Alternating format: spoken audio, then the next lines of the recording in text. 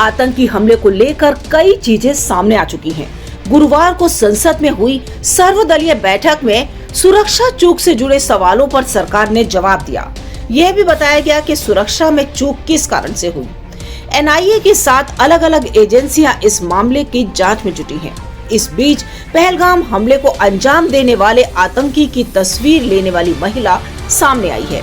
जौनपुर की रहने वाली महिला एकता तिवारी ने दावा किया कि जांच एजेंसियों ने जिन आतंकियों का स्केच जारी किया है उनसे हमारा झगड़ा हुआ था। मालूम हो कि पहलगाम में पर्यटकों पर हमला करने वाले 3 आतंकियों के स्केच जारी किए गए हैं। तीनों ही आतंकियों पर 20-20 लाख रुपए का इनाम रखा गया है। इसी बीच हाल ही में जम्मू कश्मीर से लौटी उत्तर प्रदेश के जौनपुर की रहने वाली एकता तिवारी ने दावा किया कि जिन आतंकियों की तस्वीर जारी की गई है उनमें से 2 की उनके ग्रुप के साथ झड़प हुई थी।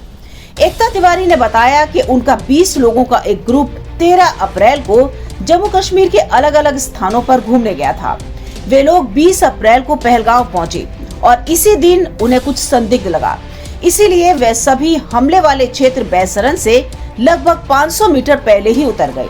आसपास के कुछ लोगों के इरादे ठीक नहीं लग रहे थे। वे हमें कुरान पढ़ने के लिए कह रहे थे।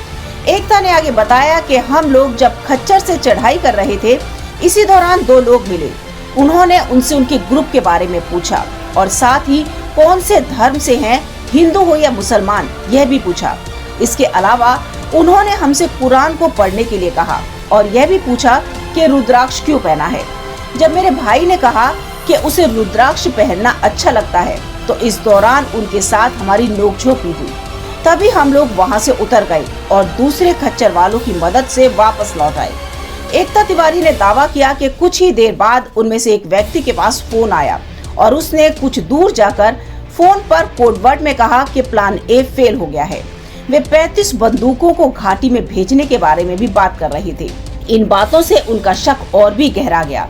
जिस लड़के ने 35 बंदूकों की बात की थी, उसका फोटो उनके पास है और आतंकियों के स्केच जारी होने के बाद उन्होंने उसे पहचान लिया। एकता तिवारी के अनुसार उन लोगों पर संदेह करने का सबसे बड़ा कारण यही था कि वे कुरान पढ़ने के लिए बार-बार बोल रहे थे। साथ ही उनका एड्रेस भी पूछ रहे थे और बंदूकों को भेजने की बात से उनका शक और भी गहरा गया। तमाम बड़ी खबरों के लिए बने रहिए किन्नी टाइम्स के साथ। वीडियो को लाइक करें, चैनल को सब्सक्राइब करना ना भूलें।